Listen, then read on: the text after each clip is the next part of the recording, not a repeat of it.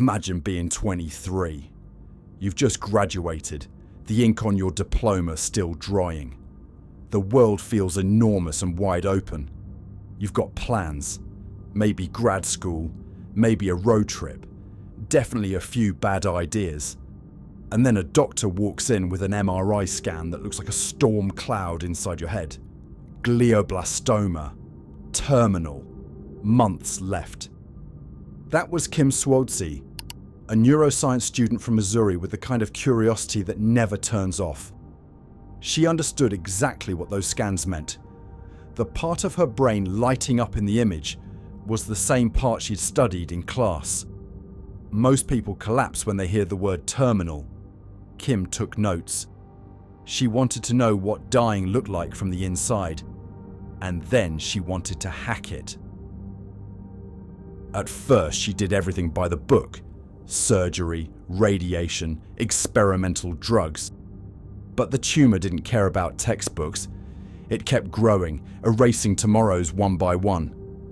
Friends tried to comfort her.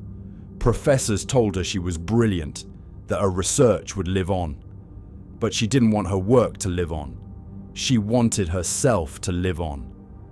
When the doctors finally told her there was nothing more they could do, Kim refused to accept that the story had to end there.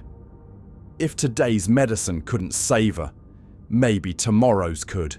No miracle cure, no secret drug trial, no time machine hiding behind a lab door. Just one radical, almost ridiculous idea.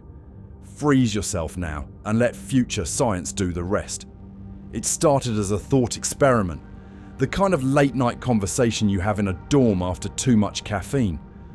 What if we could put life on pause until medicine catches up? But for Kim, it wasn't a joke anymore. It was the only logical step left. If consciousness is information stored in the brain, she reasoned, then maybe the trick isn't to avoid death. It's to save the data. She discovered the word for it, buried in a corner of the internet: cryonics. The idea had been around since the 1960s.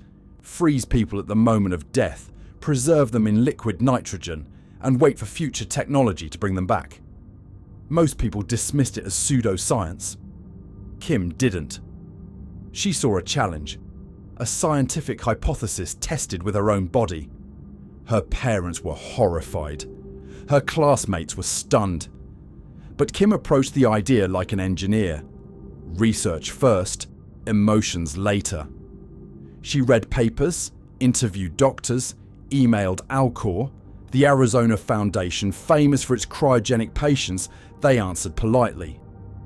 The price tag was not $200,000 for full body preservation, $80,000 for neuropreservation, just the head and brain. Even dying, capitalism never forgets to send the bill. She didn't have the money. She had student loans and a half-finished thesis. So she did what every 20-something does when faced with the impossible. She went online. On Reddit, she wrote a post that started with brutal honesty. I'm 23. I have brain cancer and I want to be cryopreserved. I can't afford it. And ended with something between a plea and a manifesto. I want to live again, someday. The internet listened. Strangers who'd never met her sent donations, messages, bad jokes, even prayers. A few scientists volunteered advice. Some trolls mocked her, of course, but Kim didn't care. She was building a bridge to the future, $1 at a time. It was the most millennial version of immortality imaginable, a GoFundMe for resurrection. Her story went viral. Reporters called, philosophers debated. Alcor confirmed they would take her. The plan was simple on paper, terrifying in practice.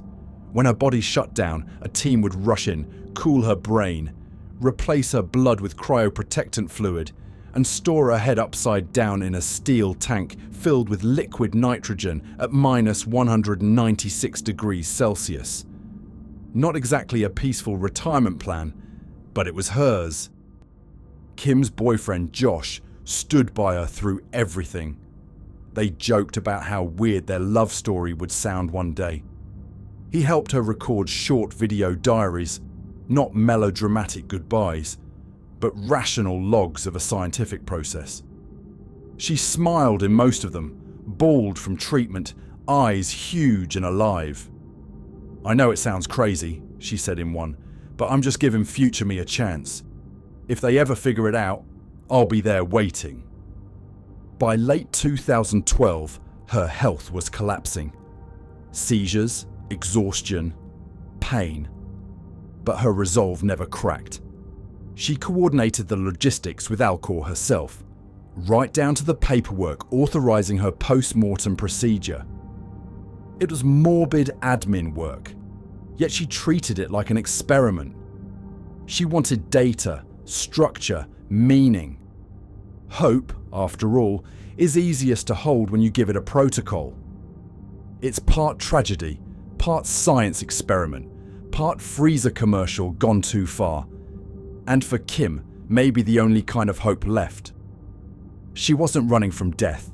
She was trying to outthink it. Through her story, we'll discover what cryonics really is. Not the shiny sci-fi fantasy where people wake up centuries later with new bodies and robot assistants, but the real, messy, fragile science of freezing a human brain.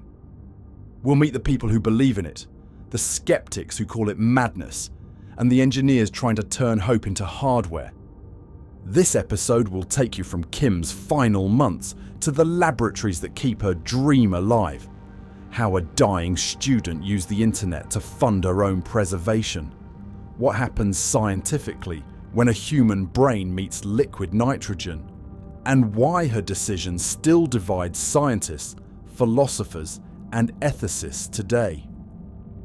Before we open that freezer door and follow Kim into her impossible gamble, hit subscribe. Who knows, 200 years from now, these stories might be your user manual for resurrection. Let's now dive into this incredible story.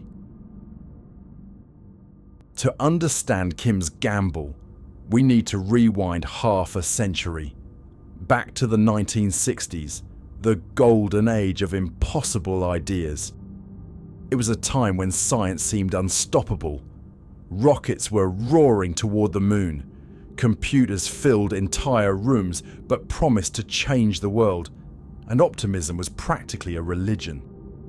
And somewhere in Michigan, a mild-mannered physics professor named Robert Ettinger decided that death was not an end, just a technical failure. In 1962, he published The Prospect of Immortality, a book that would become the sacred text of cryonics. His argument was outrageous and simple at the same time. Dying isn't really dying. It's just running out of technology. His logic went like this. If a person dies of something incurable today, that doesn't mean they're truly gone. It just means the cure hasn't been invented yet. So why not freeze the body, preserve it perfectly, and wait for the future to catch up? He called it the ambulance to the future. To some, Ettinger was a visionary. To others, a madman with a typewriter. But he wasn't alone for long. In 1967, another academic decided to take the plunge, literally. James Bedford, a 73-year-old psychology professor from California, became the first person in history to be cryonically preserved. His body was packed in dry ice, wrapped like a human science project, and stored in liquid nitrogen. More than half a century later, Bedford is still there, floating in a steel tank in Arizona, perfectly frozen, perfectly silent, and, if you ask cryonicists, perfectly waiting. But those early pioneers weren't operating out of sleek, futuristic labs. Far from it. Picture suburban garages filled with humming freezers, leaky tubing, and white-coated dreamers who looked like they'd just walked off the set of a B-movie. They weren't doctors so much as optimists with good intentions and bad insulation. The first cryonics pioneers didn't have high-tech labs. They had home freezers, and more enthusiasm than liquid nitrogen. Their equipment malfunctioned constantly, their funding vanished, and their scientific methods would make modern researchers faint. Yet, for a brief, shining moment, they believed they had found the key to immortality. They genuinely thought tomorrow's science could fix anything, even the damage they were causing today. And in a way, that belief captures something deeply human. The refusal to accept that time is one way. The philosophy behind it was seductive. Life and death, after all, are just chemistry and temperature. So what if you could simply hit pause? Freeze someone right at the moment their heart stops. Stop every biological process. And then unpause them later when medicine can fix whatever killed them. It sounded logical. Beautifully naive, but logical. Of course, physics had other ideas. The problem with freezing people is the same one that destroys your ice cream when it melts and refreezes. Ice crystals. When water freezes, it expands. And when it expands inside your cells, it's like millions of microscopic knives slicing through tissue. Every organ becomes a shattered snow globe of destruction. That's where modern cryonics learn to get clever. Instead of freezing water, scientists replace it with cryoprotectants, anti-freeze-like chemicals that stop ice from forming. Cool a body down slowly enough, and the water inside doesn't crystallize. It transforms into a kind of glass-like state. This process is called vitrification, from the Latin word vitrum, meaning glass. In theory, vitrification keeps the structure of the brain intact. The connections, the pathways, the architecture of thought itself. Not alive, not conscious, but preserved like a perfectly saved file. The goal isn't to keep the body working, it's to keep the information that makes you you. One scientist described it this way: cryonics doesn't freeze the city, it freezes the map. In theory, it's elegant. In practice, it's like trying to pause a movie by shoving your TV in the freezer. There's always damage, always risk, always uncertainty. But that tension between possibility and absurdity is exactly what kept cryonics alive through decades of mockery and failure. By the 1970s, dozens of small cryonics companies had popped up across America, promising customers the ultimate service, life after death, guaranteed by science. Some went bankrupt within months. Others simply forgot to pay their electricity bills, leading to what one journalist later called the world's most awkward defrost. But a few, like Alcor and the Cryonics Institute, survived long enough to rebuild with real scientists, real labs, and a lot less leakage. Half a century later, the same dream survived, upgraded for the digital age. Now, the garage freezers have been replaced with million-dollar facilities. The dreamers wear lab coats instead of tinfoil hats. And instead of wild-eyed hobbyists, you have CEOs, engineers, and Silicon Valley investors. But underneath all the tech and money, it's still the same fragile idea. Maybe, just maybe, death is negotiable. For most people, it's science fiction. For a few, it's a business. For Kim Suozzi, it was survival. She wasn't reading about cryonics in a dusty book. She was living it. And her laboratory wasn't a high-tech facility in Arizona. It was a laptop, a Reddit account, and a desperate kind of courage. Because when you're 23 and dying, the line between genius and desperation doesn't matter anymore. What matters is hope, even if it comes bottled in liquid nitrogen. But for Kim, this wasn't theory. It wasn't philosophy. It was the next step in her plan to cheat the impossible. And her first lab wasn't a freezer, it was Reddit.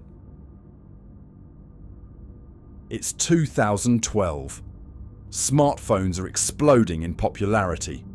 NASA's Mars rover is tweeting, and somewhere in Missouri, a 23-year-old woman is quietly preparing for the most controversial science experiment of her generation. Kim Suozzi has a terminal diagnosis and a scientist's mind.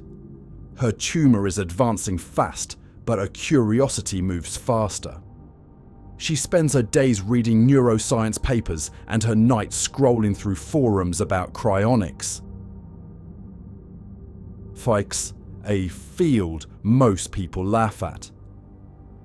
And the rest don't even believe exists. Then, one evening, she opens Reddit and types a post that will change everything. I'm 23, I'm dying, and I want to be cryopreserved. Any advice? The internet, for once, doesn't mock. It listens. Hundreds of comments pour in. Some offer sympathy, others offer science. People share links, suggestions, technical details. A few say she's brave. A few say she's delusional. But one message shines through all of them. You're not alone. Kim starts a fundraising page. The headline is simple, almost clinical. Help a dying neuroscience student fund her cryonic preservation. It spreads like wildfire. Donations come from students, programmers, professors, complete strangers who send $20 and a line of encouragement. See you in the future. It wasn't a cry for pity, one of her friends would later say. It was a cry for data, for one more experiment. And in a sense, that's exactly what it was. Kim wasn't asking for a miracle. She was asking for a chance to extend the experiment of life just a little further, to hand her body to science in the most literal way imaginable. Soon, her campaign catches the attention of Alcor, the Arizona-based foundation known as the world leader in cryonics. They reach out and offer to take her as a patient. It sounds absurd. Patient, because in the eyes of the law, she's not a patient. She's a body. But in Alcor's philosophy, everyone in those tanks is simply waiting for medicine to catch up. The plan is set. Alcor will handle the preservation, but there's a problem: the cost. Full body cryopreservation costs around $200,000, far beyond what Kim can raise, even with the internet's help. The cheaper alternative is what they call neuropreservation, the preservation of the brain only. It's a cold, rational choice for someone with no time left to be sentimental. She often explained that the brain was what truly mattered, the seat of memory, emotion, and self. If identity lived anywhere, it was there. Her boyfriend Josh stands by her. He doesn't try to change her mind. He helps her write emails, organise logistics, and even find donors. He later said he didn't fully believe in cryonics, but he believed in her. Scientists, meanwhile, are divided. Some admire her courage. Others call the plan futile, pointing out that no one has ever been revived from cryonic preservation, not even an animal. The process, they say, is irreversible. The ice damage, catastrophic. The chemicals, toxic. But then again, so was everything once. Heart transplants, IVF, space travel. The public is equally conflicted. Some see Kim as a hero for science. Others think she's delusional, a victim of false hope sold by futuristic undertakers. But Kim doesn't care what they think. She isn't chasing immortality.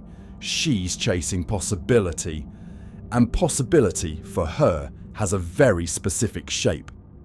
A human brain, cooled to minus 196 degrees Celsius, filled with cryoprotectant and stored in the dark silence of liquid nitrogen. Here's the science behind it. Cryonics isn't about freezing in the usual sense. Freezing is destructive.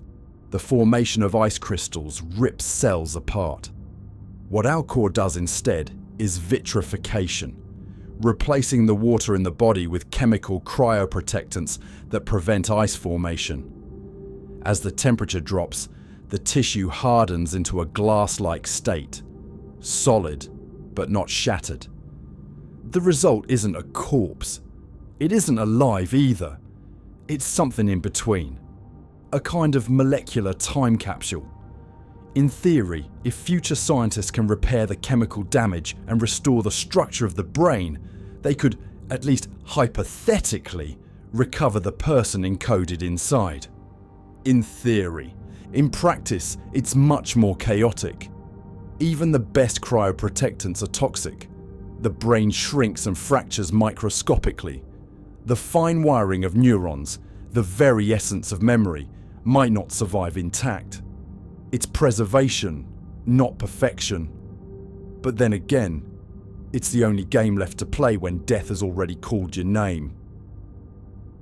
And somehow, Kim remains calm through it all.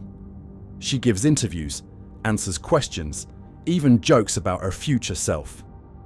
Wondering what it might be like if science ever found a way to bring her back. "If they ever figure it out," she once said, "I'll be there waiting." The humour hides the weight of it all. She knows what's coming. Every headache, every seizure is a reminder that time is slipping away. And in cryonics, time isn't money. It's everything. Because once the heart stops, the countdown begins. Blood thickens. Cells degrade. The longer you wait, the more irreversible the damage. For cryonics to work, the preservation team has to move within minutes. Every lost second could mean the loss of entire memories, entire pieces of who you were. Kim's countdown had begun. December 2012. The Arizona desert is cold at night. A silence so deep you can almost hear time itself breathing. Somewhere beyond the city lights, just outside Scottsdale, sits a low building filled with humming machines, polished steel tanks, and an idea so bold it feels more like mythology than medicine. Kim Suozzi and her boyfriend Josh arrive there together. She's frail now, thin, pale, exhausted from months of treatment. But she's lucid, sharp, determined. Every step is slow but deliberate, like she's walking toward her own experiment. In those final days, she spends her energy writing. Short blog posts about neuroscience, ethics, and the strange poetry of her situation. One entry talks about her love for Josh. Another wonders if consciousness could ever truly be rebooted. And in one of her last lines, she writes that she doesn't see cryonics as a way to escape death, but as a way to make peace with it. There's a quiet dignity in that. She isn't clinging to life. She's handing it over to the future, carefully labelled, catalogued, and cooled. When the time comes, the procedure is ready. Cryonics technicians are on standby. Their work begins the moment legal death is declared. Every minute counts. The process is a choreography of urgency and precision. The body must be cooled immediately to slow biological decay. Blood is drained and replaced with a cryoprotectant, a viscous chemical cocktail designed to prevent ice crystals from forming. Over the next hours, Kim's body temperature drops lower and lower until it reaches the threshold where everything we understand about life stops applying, minus 196 degrees Celsius. At that point, the brain enters a vitrified state, a glassy stillness, frozen but not shattered. The procedure is as scientific as it is surreal. Her body cools, the machines hum, and somewhere between science and ceremony, Kim Suozzi begins her journey into the unknown, For the team, it's routine. For Josh, it's something else entirely. He stays nearby, watching quietly as technicians move with mechanical calm. Later, he would describe the moment as strange, not like saying goodbye, more like placing something precious in the hands of the future. It's hard to say what he was feeling, relief, awe, disbelief, maybe all three. But what's certain is that the scene had no resemblance to the traditional rituals of death. No prayers, no eulogies, no flowers. Just stainless steel, nitrogen vapor, and the eerie beauty of a process that treats death not as an ending, but as a technical delay. Once the cooling is complete, her body, or rather, her brain, is placed in one of Alcor's dewars. Massive, upright tanks of liquid nitrogen that look like industrial silos. Each holds multiple patients, stored upside down, so that if nitrogen ever leaks, the head, the most precious part, stays frozen the longest. Inside, the temperature is stable, constant, unchanging. No heartbeat, no movement, no decay, only molecular stillness. Somewhere in that stillness rests Kim Suozzi, 23 years old, frozen in a moment, her brain preserved like an unanswered question. It's a scene both heartbreaking and extraordinary. Most people leave a will. Kim left a research question. Her boyfriend steps outside into the desert air. The stars are blindingly clear. The same stars that guided the first astronauts. The same stars that once inspired Robert Ettinger to dream of immortality. Somewhere between grief and wonder, Josh realizes that Kim hasn't disappeared. She's just paused. When news of the procedure reaches the public, reactions split immediately. Some call her brave, a pioneer for future generations. Others call it denial, a high-tech illusion of control. But for Alcor, it's another patient safely stored, another file logged, another chance, however remote, to beat the odds. And maybe that's what makes cryonics so unsettling. It blurs the line between science and faith. It turns grief into a logistics problem and hope into a business model. As Kim's body froze, the debate thawed. Was this courage, or just the most expensive pause button ever invented? Zoom out. Kim's story doesn't stay small or personal for long. It becomes a case study, debated in university halls, podcast studios, and comment sections. Scientists, ethicists, journalists, and curious onlookers all take their turn at the same question. What does it mean to try to live forever? Two camps emerge. The believers say, she preserved information, and information is life. They point to the connectome, the intricate wiring of the brain, and argue that if that pattern survives, the person does too. The skeptics counter. You can't upload faith. She's gone to them. Cryonics isn't science. It's a ritual, a modern-day pyramid, built out of steel and nitrogen instead of stone. The science itself sits uncomfortably between those two extremes. No human, no mammal has ever been revived after cryopreservation. But a few tiny miracles exist. Brains preserved in labs that still show intact neuron structures under a microscope. Not alive, but perfectly mapped, like frozen blueprints of a mind. It's proof that, at least on paper, memory might outlast death. Cryonics today has merged with something bigger, a hybrid of neuroscience, nanotechnology, and artificial intelligence. The field now overlaps with mind-uploading research, brain-computer interfaces, and the dream of scanning a human brain neuron by neuron. Some imagine a future where we could simulate Kim's consciousness inside a computer, rebuild her from the pattern she left behind. Others find that idea even more unsettling than death itself. If we rebuild Kim, will she still be Kim? If we upload her memories, who wakes up, her or a copy? And if we one day resurrect every cryopreserved brain, will the result be a victory over death or a museum of simulated ghosts? Even if we could do it, should we? These are the questions her story forces us to ask. Cryonics doesn't just test the limits of biology, it tests the limits of meaning. Then there's the money.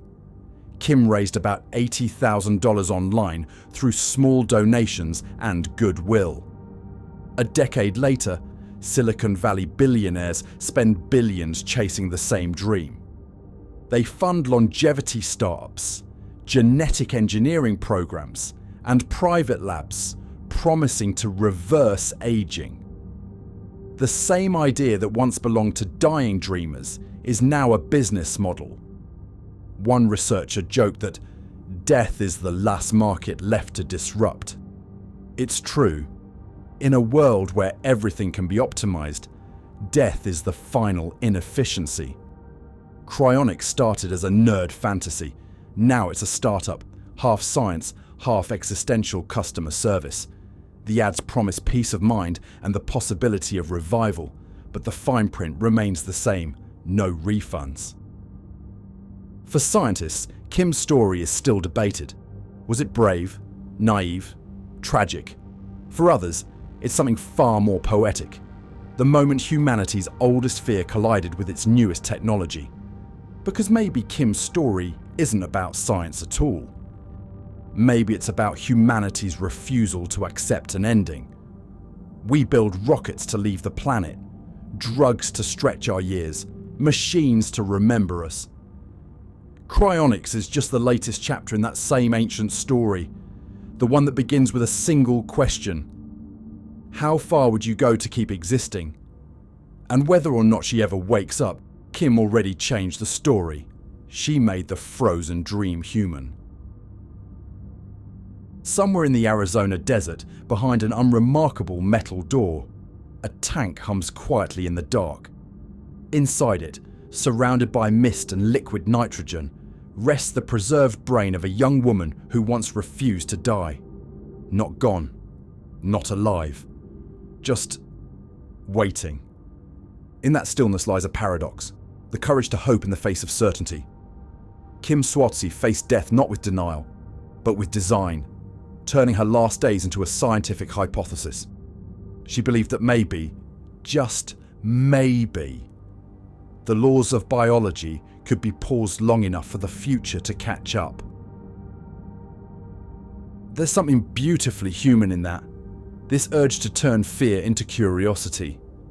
The paradox of wanting to live forever, but leaving sooner than everyone else.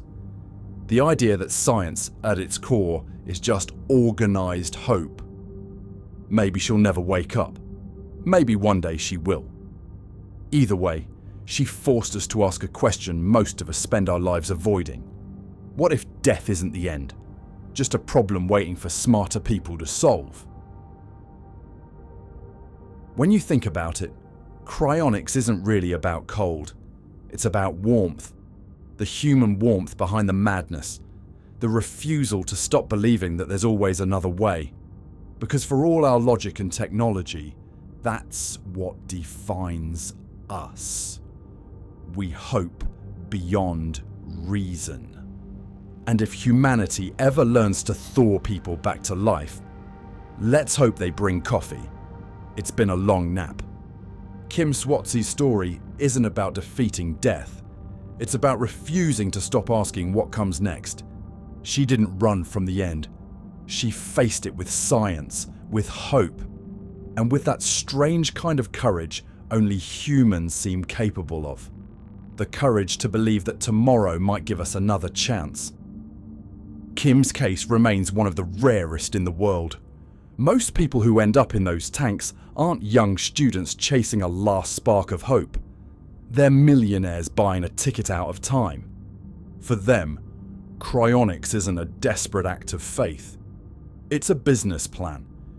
If you want to understand how this frozen dream turned into a billion-dollar industry, from Silicon Valley's secret labs to the billionaires trying to live forever, feel free to watch our previous episode appearing on the screen above.